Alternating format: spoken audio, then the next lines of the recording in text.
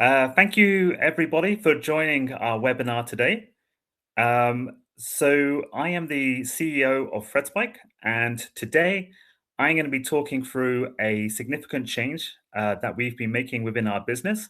We've been doing this for the course of the last few months, and we're really excited to talk to you about it today.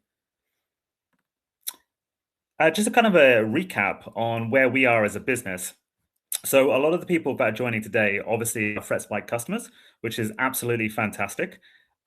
We have grown significantly in the last year. So for those who didn't know, we secured Series A funding last year from Expedition Capital.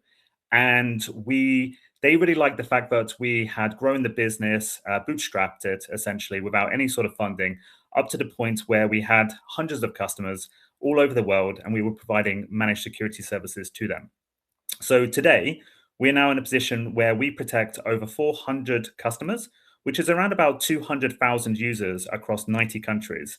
We like to think that we provide an amazing service. Our retention is 95% and over, and we're able to react to security threats in under 3 minutes. We're currently around 100 employees, having grown from around 30 in January last year. And today we're processing events from all of the different agents, sensors, SaaS connectors that are out there. We're processing around about 40 billion events per day. And we're using that information to detect security threats and then partnering with our customers to help them through the security journey to maturity.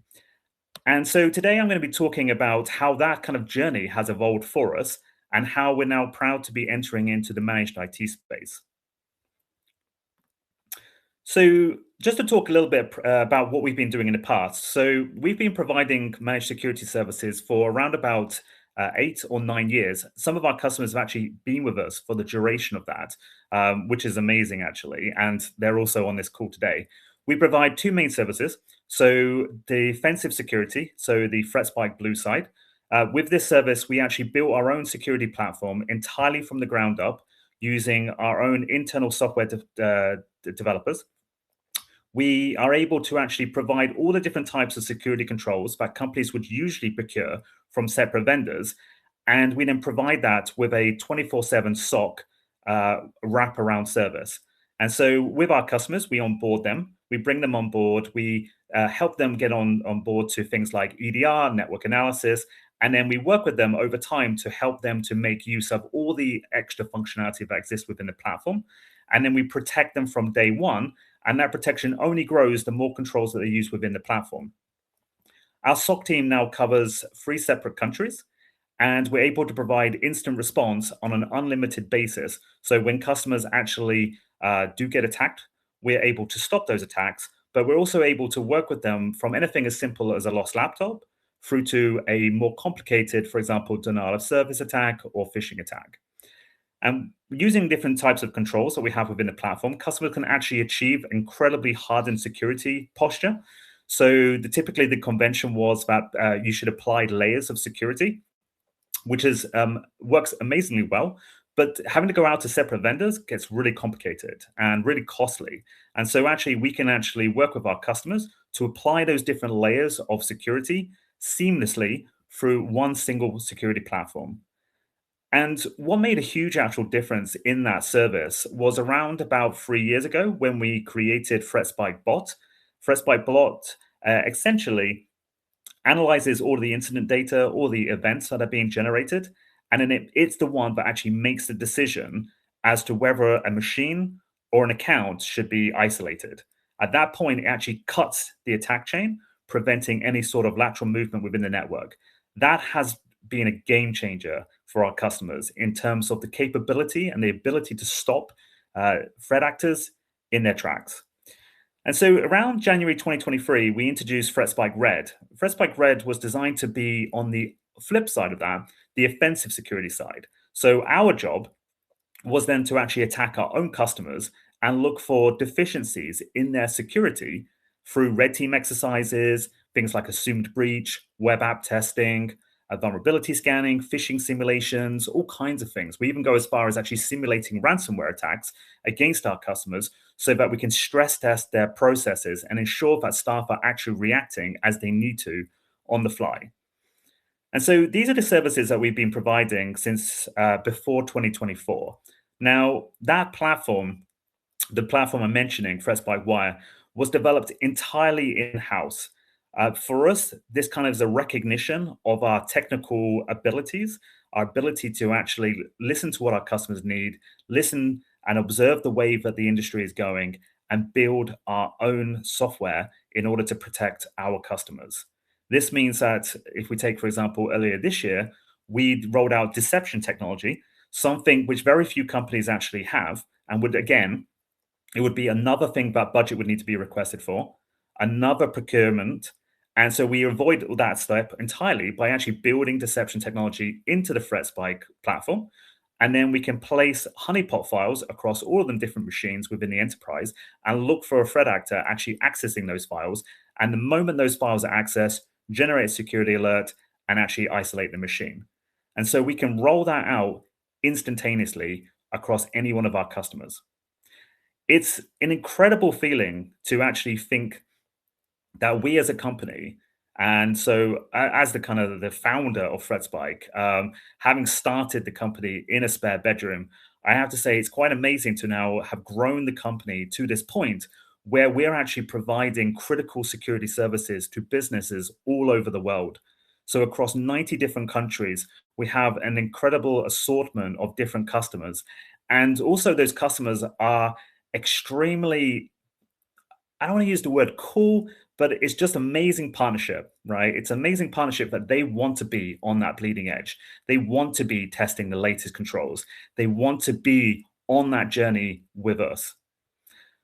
And so what actually happened in that journey is that we started to get asked more and more about IT. We would see our partners working with our customers on different IT projects. We would obviously have a close relationship with the customers. They would start to ask us, could we deploy software applications for them? Could we lock down machines? Could we offboard users? And it's slowly started to kind of morph into that managed IT side. And then a perfect opportunity actually came where a customer actually came to us and said, look, you are the most responsive vendor that I've ever worked with. And they were starting at a new company and they gave us this amazing opportunity to actually get involved in managing their IT. And so that in 2025 actually became ThreatSpike Black. And ThreatSpike Black was all about our entrance into that managed IT space. And so we started providing services which would typically be provided by an MSP. So things like help desk, infrastructure and device management, working on projects, delivering change, helping customers to not only kind of identify the issues in their environments, but to actually fix those issues for them as well. We even went as far as actually developing web applications, developing websites, and looking at different solutions that we could provide to them. It didn't take very long before we had quite an interesting user base that had already expressed interest in trying out that service. So it grew quite rapidly, especially in the second half of last year. And so Imperial London Hotels was a prime example of this. So this is a company which had been managing IT through an MSP, but also in-house for a very long period of time. And essentially it had an incredibly complex environment. It's a true kind of 24/7 business where there are always people checking into the hotels. It has a multitude of different vendors. We're talking about something like 400 different applications and suppliers that are used across the business. And so for us, it was an amazing entrance into the managed IT space to understand the sheer complexity that our customers are actually dealing with. And then we then started to work with other customers, so big and small, private members clubs, travel agents, law firms. And so it was really interesting to actually, again, to look across those different customers, look at what was similar, but also what was different between them.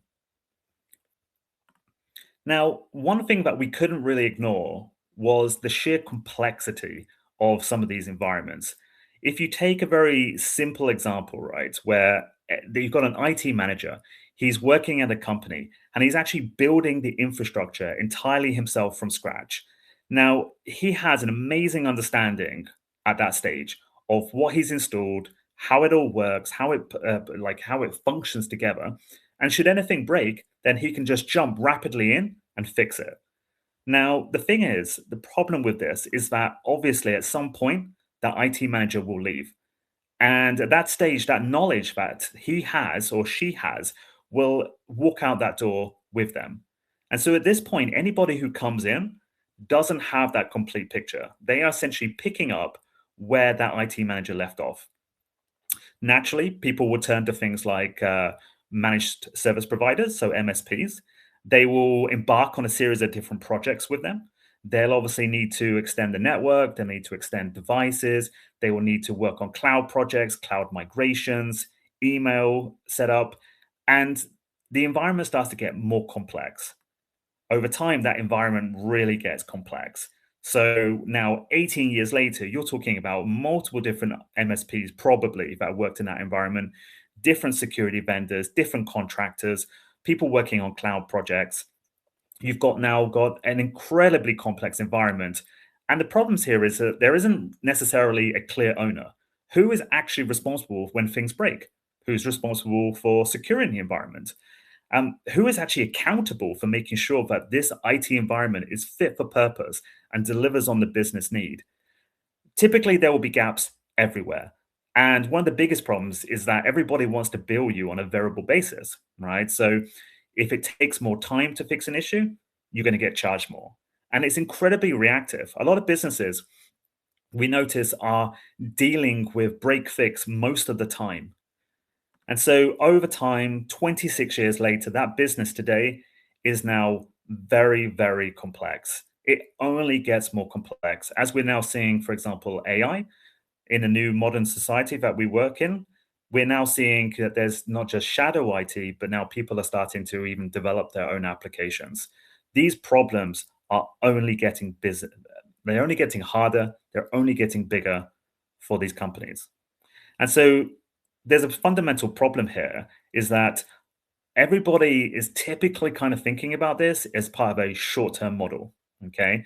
And when it's kind of that short-term picture and it's not thinking about the long-term aspirations of the business, the long-term model for how IT will deliver what the business needs, it naturally doesn't end in a particularly good way.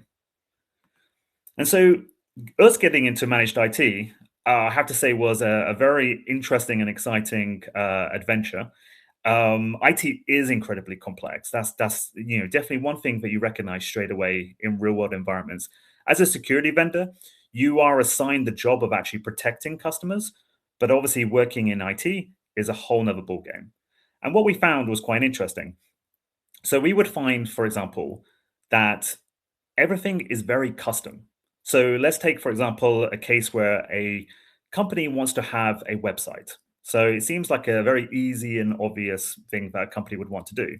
And suddenly the company is thinking, okay, should I build this in Node.js? Should I build this in PHP?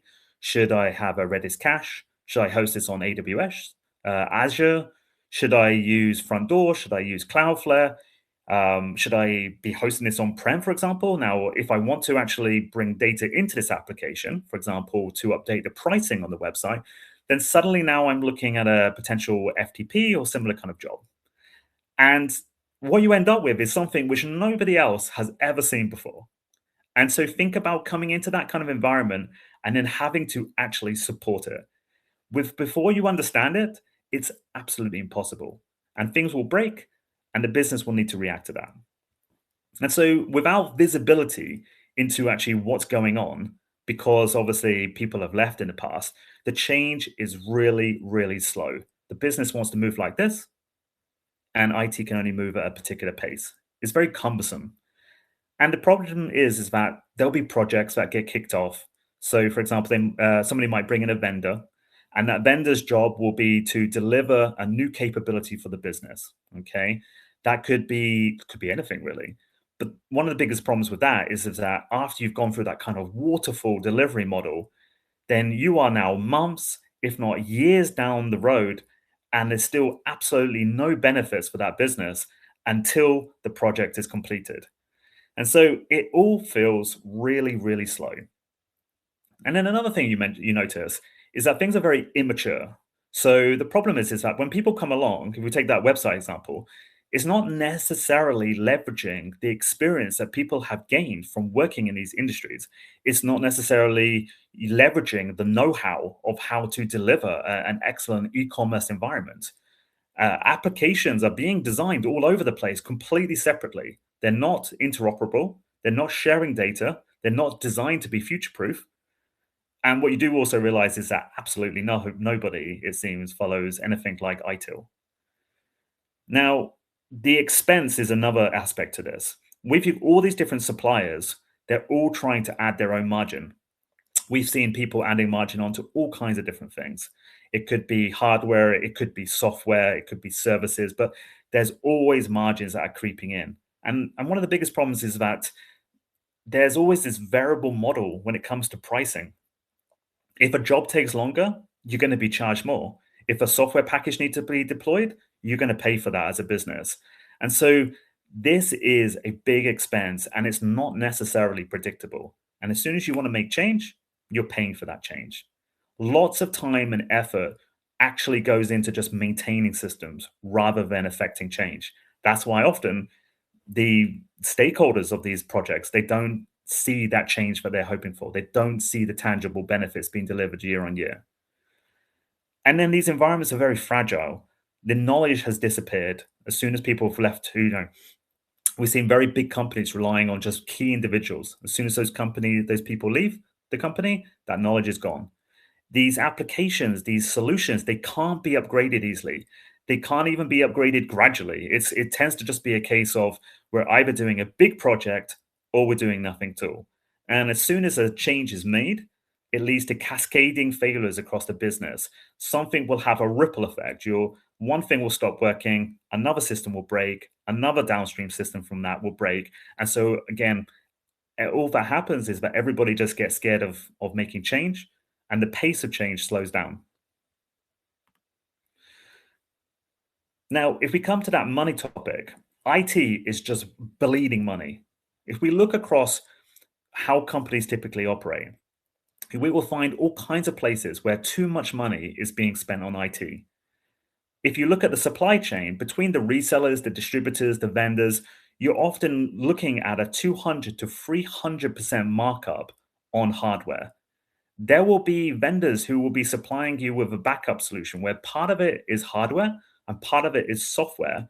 And you are paying so many more multiples of what that hardware should really cost. Until you price it up yourself, you can't necessarily see that. You're just comparing one bid against another bid from another vendor. And then with software licenses, companies are often over licensed. They don't necessarily understand what the licenses are that they need. They don't understand necessarily what the licenses are that they've purchased. The usage is not being tracked of licenses. When was the last time that a company reduced the number of licenses that it had purchased based on the fact that there was less of a need for it? None of that kind of tracking necessarily happens. And again, you've got that situation where resellers are actually adding margins, even onto things like Azure, where you can just go and you can put a credit card in and you can pay for it yourself. It is an interesting situation. Another interesting situation is that change is chargeable. That's a really key message here. If you want to change, i.e., if you want your business to be better, then you have to run a project, and those projects are being charged for. You will pay for every change you make. And any sort of mistakes that happen, any sort of mistakes at all, if a vendor chooses the wrong solution, or even yourself, you want to experiment with something and it doesn't go the way you wanted it to, then you are going to absolutely kill the return on investment because you're never going to get that money back. And so what you tend to find is that when companies, in the previous example, we talked about a company that's operated for 26 years, what the natural thing is that companies will do at that point is they will bring consultants in to evaluate that business, to look at the IT and to say, is this IT fit for purpose? That is a very costly exercise. And again, if the IT wasn't so complex, then it would be harder to measure the maturity of that IT. It would be a far quicker exercise. A lot of the time, and I've done this in my previous jobs, it's a paper-based exercise. And a lot of time, it just becomes shelfware. And that's an unfortunate situation.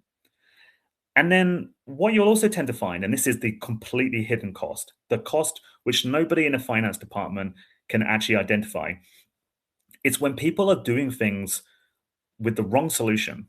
Like employees, for example, are doing something when they could be using AI for that. If people are sitting there producing slide decks, for example, and they're spending a week producing a slide deck, then nowadays that's probably at least 4 days of time that's being used up, which didn't need to be used up. That AI nowadays can actually produce a draft and you can start to automate things which were never automatable before. And it's also interesting that companies are committing to solutions which are going to be legacy. I mean, if you look ahead or you look at the pace of change, the change is happening quicker than ever. And so when you're signing up to vendors now on 3, 5 year contracts, if they're dictating that technology solution, then your business is going to be lumbered with that for the next 3 to 5 years. And if everybody else has changed, if the pace has changed, if the industry has changed direction, then you are going to be left holding that cost.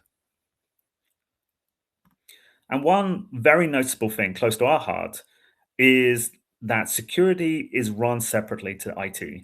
Security is often called in to fix the situation where the horse is bolted already, and you're there left trying to actually layer band-aids over an IT infrastructure that isn't necessarily fit for purpose. A good example of that is if you constantly react to, let's say, compromised email accounts and you're not running training, you're not blocking people from typing their passwords into untrusted sites, if you're not using conditional access, you are essentially waiting for a situation to happen. And so it is far better for IT and IT security to work hand in hand.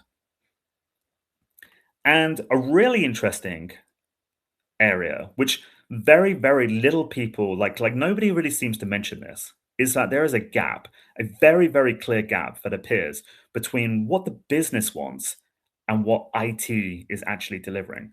The business, as we know, it likes to move fast. It needs to change direction frequently. It might see that a competitor has launched a new product and now it needs to follow that competitor. It needs to try to keep up with that competitor. Now, the business knows how to make money. It sees that competitive landscape, but it needs to be enabled. And then IT as a function, is there to enable the business. But the problem is that IT is slow. IT costs a lot. As we mentioned, it costs money to actually change, and complexity is baked into this model. There is very little visibility from the IT side as to what the business is doing or why the business is doing what it's doing. And that commonly leads to employees being disgruntled. And so that gap that forms between the business and the IT function leads to a very negative impact on that company's ability to actually execute change and to be competitive in the market. What we're going to do now is we're going to take a very quick poll and we're going to ask the question, what is your biggest IT or security challenge right now? So you should see a poll appearing on your screen right now. And we're going to give people a moment to vote.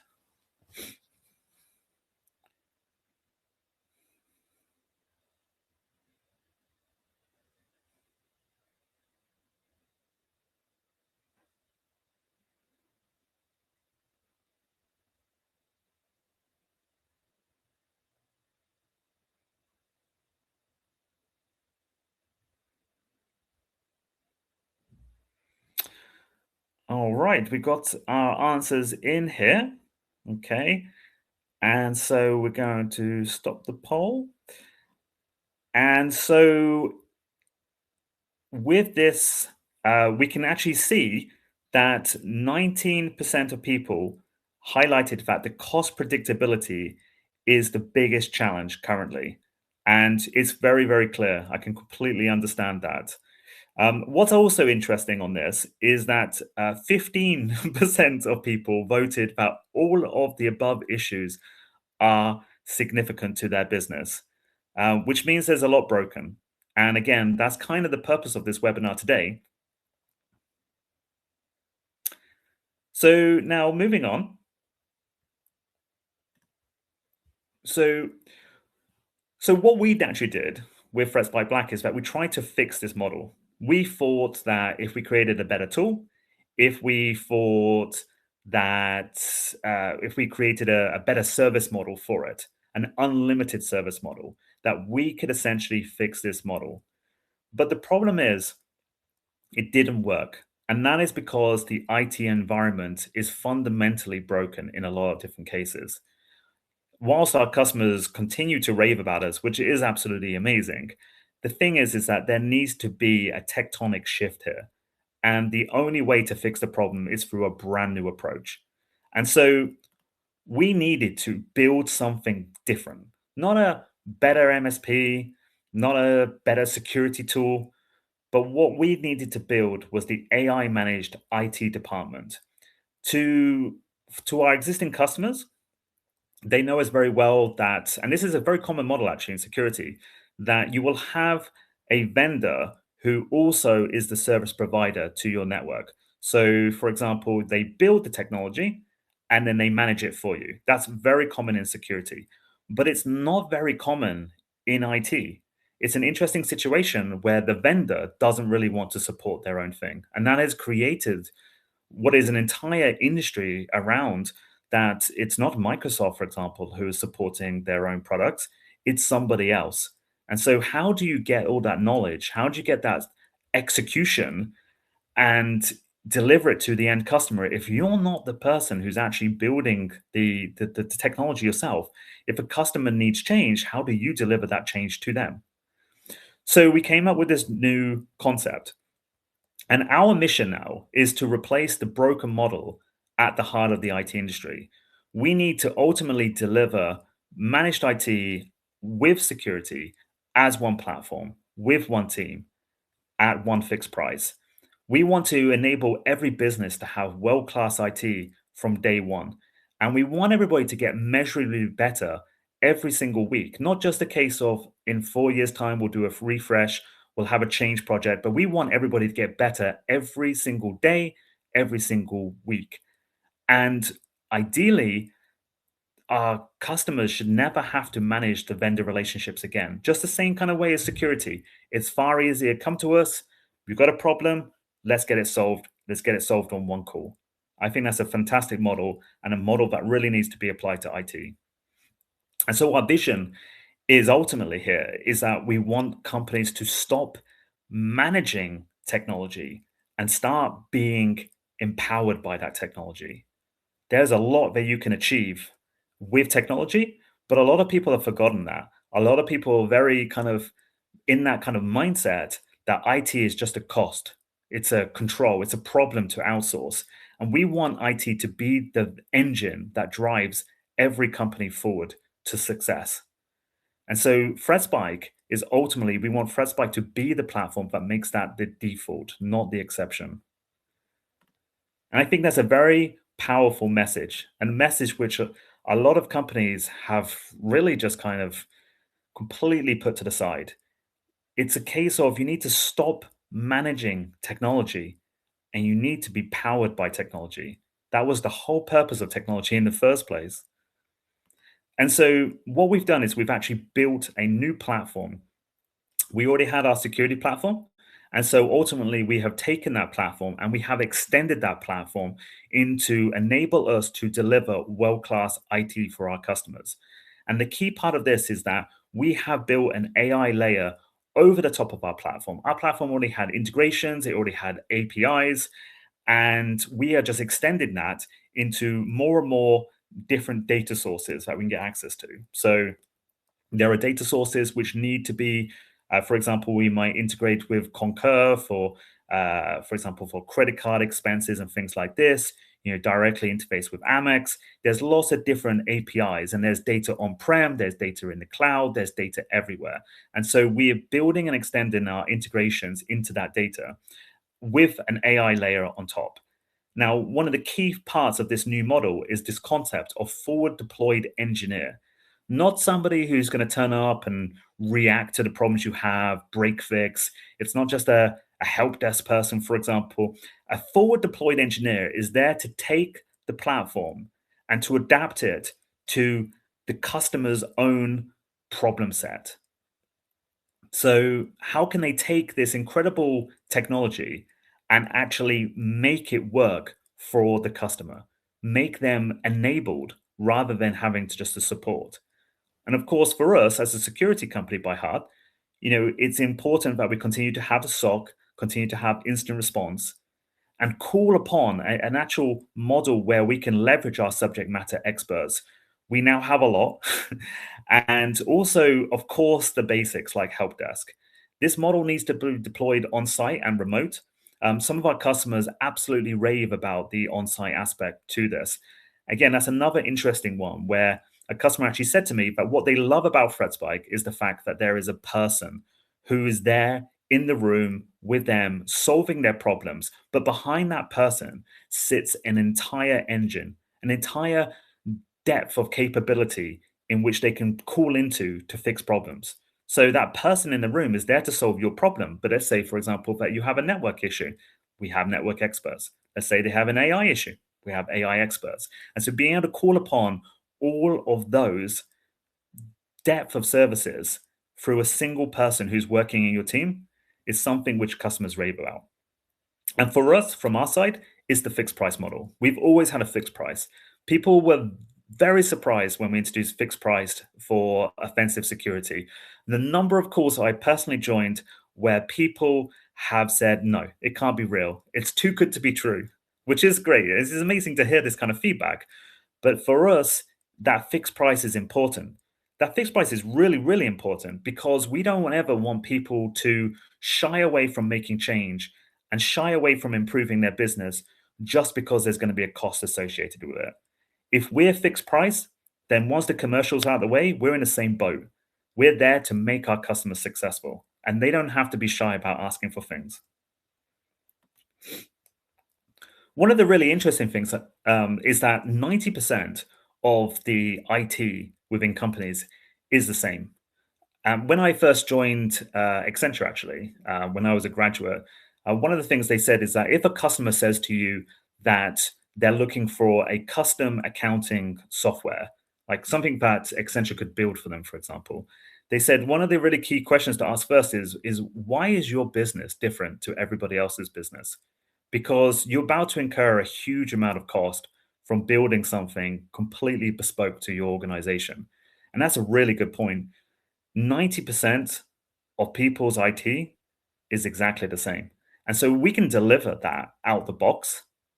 When we turn up to a new customer, if we can deliver 90% of their IT requirement completely out of the box, then they're going to go a lot faster. They're going to be enabled quicker and they're going to be a lot more successful. And the really nice thing is that as you bake things into that 90%, then everybody benefits from it. And so we created what we call the Elite Playbook, essentially a playbook of foundations, things that we need to be doing for our customers. Things like, for example, how to assess a customer's maturity, how to harden their IT stack, how to improve their email security, the kind of things that we should be doing. So checking for DMARC, checking for SPF, applying conditional access to logins, applying things like FIDO for authentication, not just MFA, but actually having attacker resistant MFA. These are a lot of things which, again, if you're just treating them on a custom basis, you're going to forget things. And so we have a roadmap which we work to.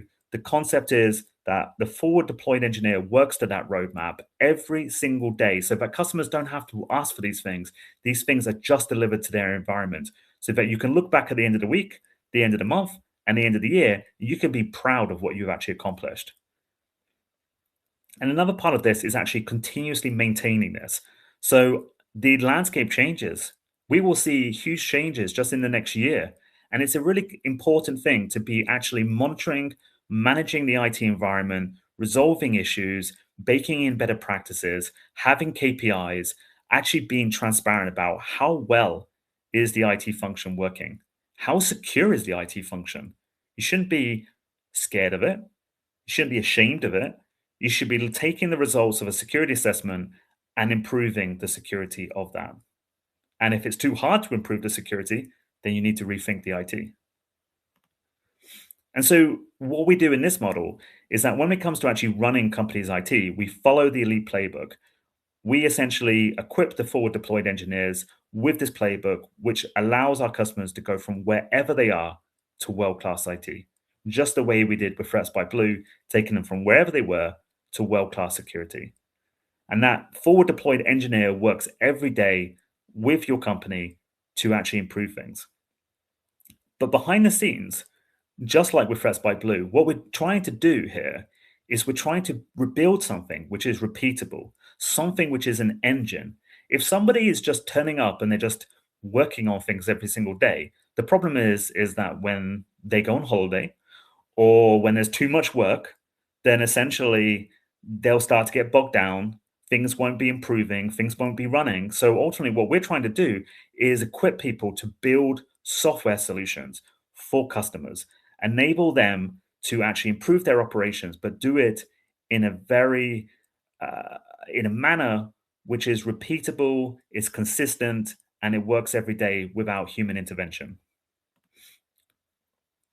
And so, what does this mean essentially for you as a customer or a prospective customer? For what we've managed to achieve is that we've put this foundation in place. A lot of our customers have very complex IT. We have a lot of trust with our customers, and we also have a platform to build on. All of these things are established. Trust is incredibly important in this game because at the end of the day, there are big changes that need to happen. And if you don't have the trust of the person that you're trying to guide, then ultimately you won't be able to achieve what is that. Even if you come up with the best solution in the world, then you will not be able to implement it if people don't trust you. So we believe that we've accomplished that already. And then the next part of this strategy is looking around at customer environments and looking at all the different applications that customers use. And it varies between different industries, that's for sure. So within hospitality, you will have property management systems, for example, POS devices. You'll have things for booking spa treatments.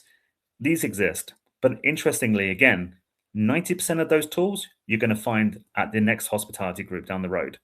And so for us, the key thing here is actually replacing all these applications with applications that have been built using AI, built using forward deployed engineers, applications that no longer that you have to pay for explicitly, applications that have been designed with your requirements in mind. And ultimately, what this means is that you get full ownership of the outcome. No longer is it a case of looking around, blaming the last person that came in, blaming a problem here, a tech issue there, technical debt. Ultimately, is becoming responsible for the outcome, which is exactly where we like to operate. This forward deployed engineer concept is an interesting one because a lot of people are not familiar with this. It's actually something that companies in the past have actually applied, big tech companies, to a significant effect, but it's not a concept that really exists within the managed IT space. The forward deployed engineer approach, the idea of this is that they take full ownership of the IT operations. The idea is that they are the person who is taking this big engine, this big capability that exists, and they are applying it to your specific problems. If your specific problems are that you need to be opening 10 offices this year across 10 different countries, and you need to be equipping all the people with laptops, and they need to be secure, and they need to have access to systems, and you want to avoid ransomware, and you need to be compliant to SOC 2, and you need to do it in 3 months' time. There's a lot to ask there. And that's where the forward deployed engineer comes in. They're there to solve those kind of problems. And so, what we've actually done is we've developed what we would call application templates. So, let's say, for example, change management, incident management, compliance, applications for measuring how much a business is spending on expenses, for doing cash flow analysis, all these different application templates. We have 90% of the requirement as a template. And then those templates can actually be customized by the forward deployed engineer to work the way that the customer wants, to be branded in the way that the customer wants. And ultimately, we build a standardized set of requirements for the enterprise. That's really, really important because things need to work together. No longer are we going to have systems where they're all built in isolation, they don't talk, and to make them talk together and make them share data together is a whole nother project. All of that needs to go. And these applications need to be monitored from the inside. They need to provide the information that's required for threat detection. You must understand the application in order to secure it. And ultimately, you want all of this to be controlled through agentic AI. You want AI to be able to automate a lot of the things that are required so that the environment runs seamlessly together. And what's really, really important for us, and it was always the case with ThreatSpike Blue, is that every improvement that we ship, everything that's being asked by our customers goes into the platform, and then all of our customers can use it. And so that structure that forward deployed engineers follow, that is so fundamental to this idea. It's no longer a case of like, oh my God, I got a telephone call. What do you need? Oh, okay, yeah, I understand. Yeah, okay, and then you go and fix it, and then that's it. The next day, it's completely episodic. The forward deployed engineer has a plan that's being created based on the current IT environment, that's being designed based on what the customer wants to achieve. If a company wants to achieve dominance in a particular industry, that plan is going to be very different to a company that needs to move slowly in a very highly regulated industry. And so that plan is custom and bespoke, but there is a plan. There's a plan which gets followed every day to make sure that companies are moving in the right direction towards IT excellence. And so we're seeing a lot of examples at the moment about how people are using vibe coding, they're using AI to create applications. It is a massive transformation from previous. There's a lot of SaaS companies who are very scared at the moment because their whole bread and butter is providing a fixed experience to companies. And now they're finding out that the very companies that are their customers, the employees of those companies are actually starting to build applications which mimic what those SaaS applications do. That's a scary thing. But the thing is that we're not scared about this because there's a huge problem to solve here. We are very much vested in making our customers successful. And so, whilst others are coding apps, our focus here is on coding the enterprise.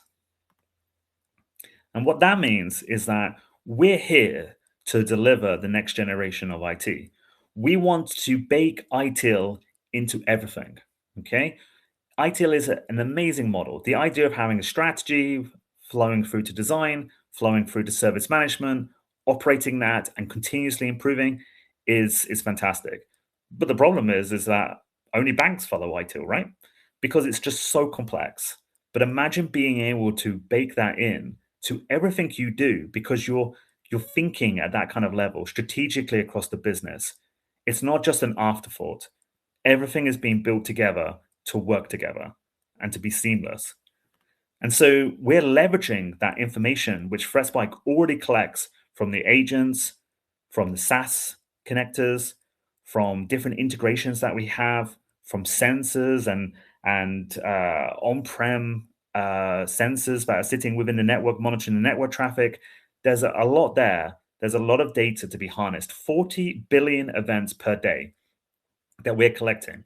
And so what we're starting to do is we're starting to use that information to build a comprehensive picture of what's actually going on within the environment, not just for threat detection, but actually trying to learn the business. And then if you can learn the business, then ultimately you can understand the business. You can start to actually understand what the flows are of data within the environment. What is happening on machines? What does this company even do?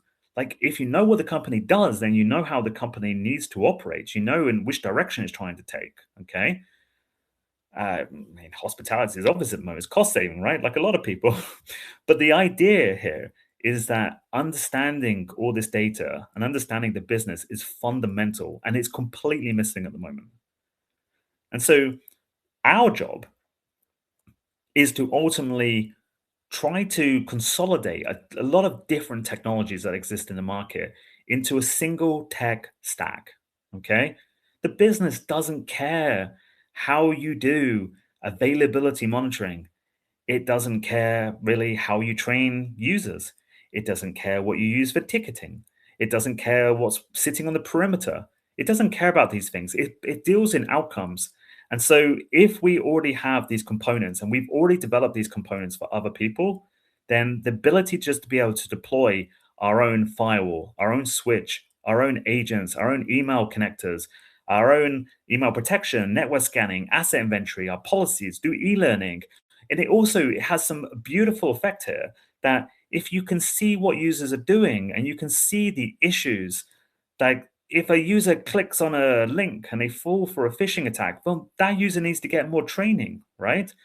How does anybody today implement something like that? They are just two completely different discrete systems with no feedback loop between the two of them. And then to build a feedback loop would be a whole project, which people would be working on, and it should be simple. And so by bringing all this together into one stack, we can make this simple. We can make it reusable. And so we've built this AI layer on top of the ThreatSpike platform.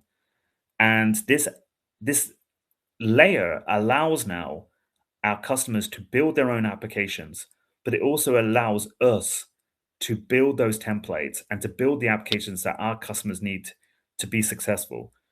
Our operations team has grown by 500% in size in a year. That operations team, they're all people from computer science backgrounds. They are people who know how to code. They are people who can move very, very quickly. And so they're solving problems for customers every single day. And those applications, those enhancements are now going into the platform. Those enhancements are now reusable across all of our customers, just like we did with security. So to give you some examples of what that looks like, we've actually automated design reviews. I mean, that's a concept in itself, design reviews.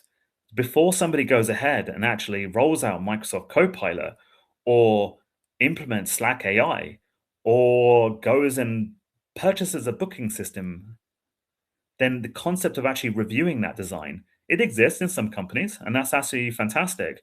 But the thing is that it's a bit of a slow cycle. People are very expensive. Those types of people who can actually review these and make a decision for the business. Is this something that we should be doing? Is this expensive? What's the strategy about this? How would we implement this successfully? How would this work with everything else? Well, now you can just do it automatically in the portal. You can also do change management, another concept that's missing from a lot of different organizations. The idea that you know what changes you want to perform, that you plan those changes, and then you execute those changes. Incident management, being able to look at emails and detect automatically that an incident's happened. The detection of the fact that somebody has accessed your production environment outside of a change. Again, you've got to take those changes. You've got to take the information about who's logging into your production environment. You've got to marry the two up. And then the moment that those two don't match, you've either got a security incident or you've got an IT problem. Onboarding of users. Onboarding and offboarding has to be one of the most complicated aspects to IT management. By the time that a user has been in a company for 5 years, they have access to so many different systems, and people have totally forgotten about what those systems they're actually accessing. They also have access to shadow IT. ThreatSpike as a platform can actually see what users are accessing. They can work out what applications. We can get rid of the license for those users. We know whether somebody else in the business should be taking over that access. We can do access recertifications. We have a complete comprehensive list of everything that needs to be offboarded when an employee leaves. Ticketing.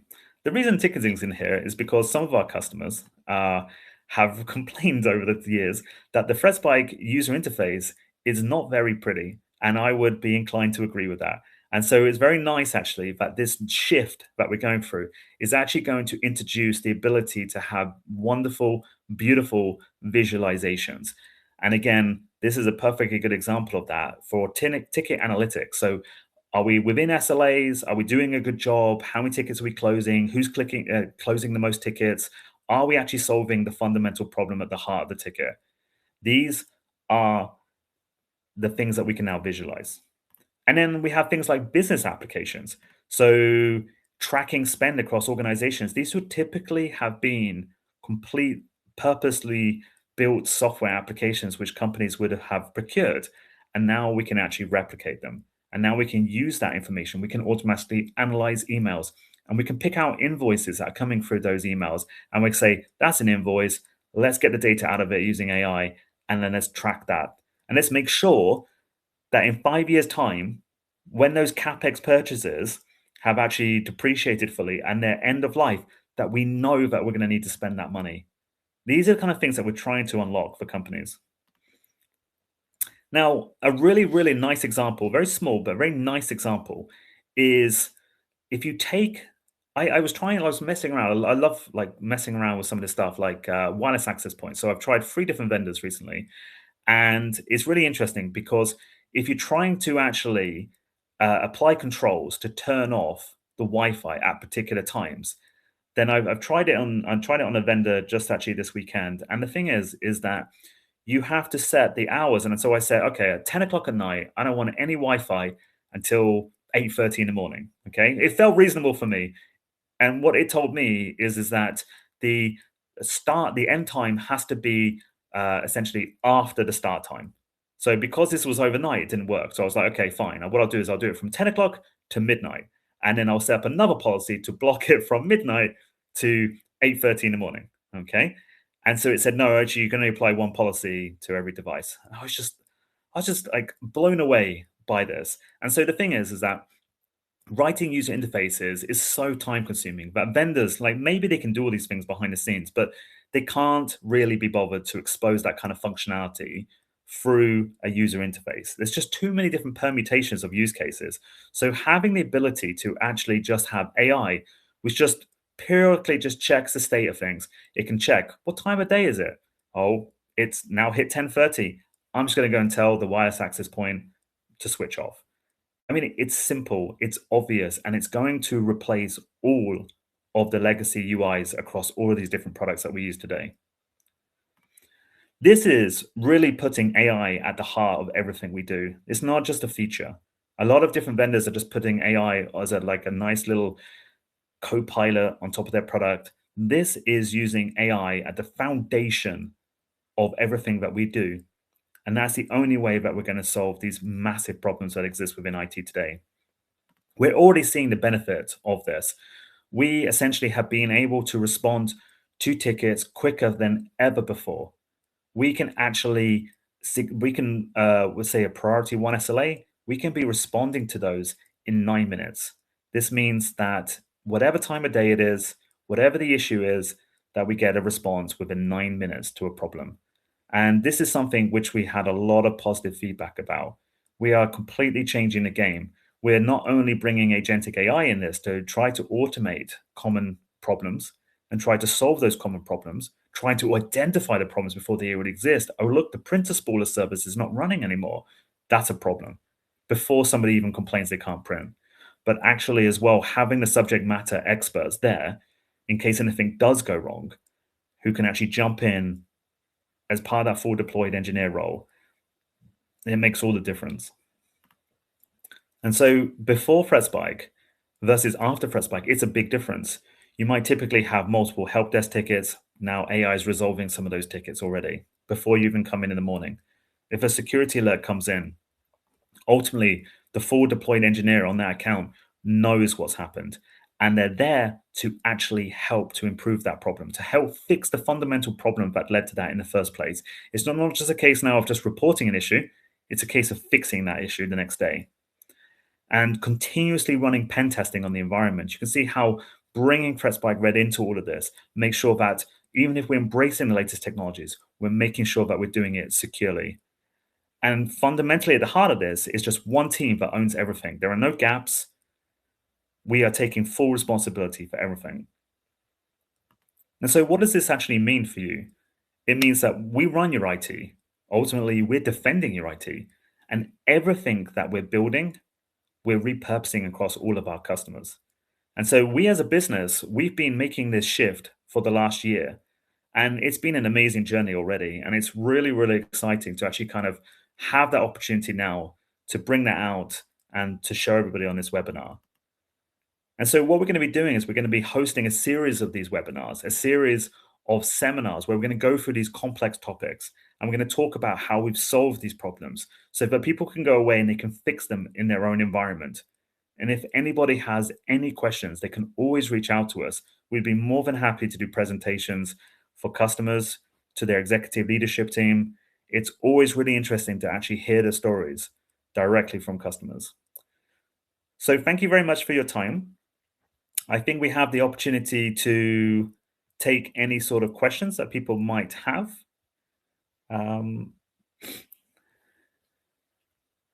There is a question in the chat. There's actually a chat feature in the webinar. So if you have any questions, please feel free to ask. One of the questions is, do you ingest all of the data from the previous applications, for example, past bookings? That's a really good question. And actually, the answer to that is yes, we do. But actually, it's very interesting to also see that, again, AI makes that very simple. So I think one of the interesting things is, if you even just think about it from this perspective, imagine you've got two applications on your phone, and one application is a calendar application, and it's a really basic application. And it presents just a simple way to see your calendar. And then you have another calendar application, which is a kind of a more detailed one for use in work or something like this. The problem is these two applications, they don't even share the data. You just end up with two separate calendars. So the core of this idea is this idea of a data lake, the idea of actually taking AI and extracting the meaning out of the data so that applications can use that data the way they want to use it. So what we'll be doing is actually using this data lake to actually import from pre-existing data sources, bring it in, analyze it using UI, and actually change the schema of that to match what the application needs so that it can be consumed. One of the questions is, are you concerned about competitors copying your model and then commoditizing your solution or platform? Again, a very good question. I think everybody nowadays is obviously concerned about the sheer rate of change. I think that there's a lot of complexity to all of these different things. If we take, for example, the idea that Anthropic might do this, maybe there'll be Anthropic managed IT next week, for example. And it's quite possible. I think the biggest problem is that vendors, and the larger they are, the more they show this, is that they're not vested in that relationship. They're not vested in the partnership. They might be able to kind of throw some software, some cool things your way. There was an article today in the news about actually, this is a key part of helping the mid-sized organizations taking their applications and rewriting them onto using AI. But then, just like a consultant, they're gone. Ultimately, what companies need is they need that partnership over time. And just like Microsoft back in the day, when it was fighting open source, it became a lot more successful when it embraced open source. For us, we have an amazing relationship with our customers, and we're really, really keen to make our customers successful. And coming from a consultancy background, that sits with me at the heart of this. It's never going to stay the same. So the point is that next week, when the problem changes again, when the potential solutions change again, we will change again. We will continuously evolve to make our customers successful. One of the questions is, I have several customers who are interested in the ThreatSpike email feature.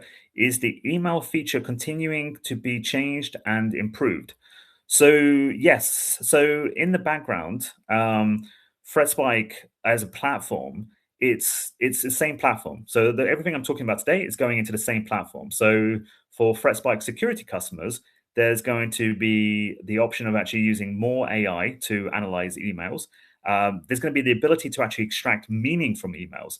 It's an interesting one, but as a security company, your job is always just to kind of innovate in determining, is an email phishing or is it not phishing? But there's a lot more things you can do with an email. You can see how quickly your users are replying to customers. You can see whether there's harassment going on. You can unlock all the knowledge that's locked in emails. You can detect security incidents or IT incidents, unauthorized changes, shadow IT, expenses, all kinds of things. So the platform is continuing to be invested in all the time. And so ultimately, all our ThreatSpike Blue customers will actually benefit from the fact that they can now build their own apps for visualizations, for example. They can build their own apps to unlock security capabilities, which were never possible before. So I'm going to take the last question. Thank you, Edward, for the feedback.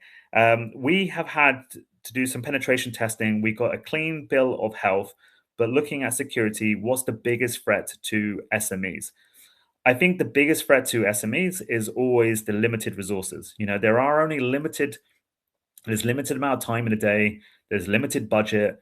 I mean, I can't tell you the number of companies that I have started working with over the years who had two people when there would be like two people in IT for a company of 1,000 people. There's never like enough resource. And so I think this is one of the biggest issues is just it's that kind of thing of like, okay, we know most people know about the issues, right? You don't need consultants to come in and look at it and go, well, this is your issues, Mr. CEO.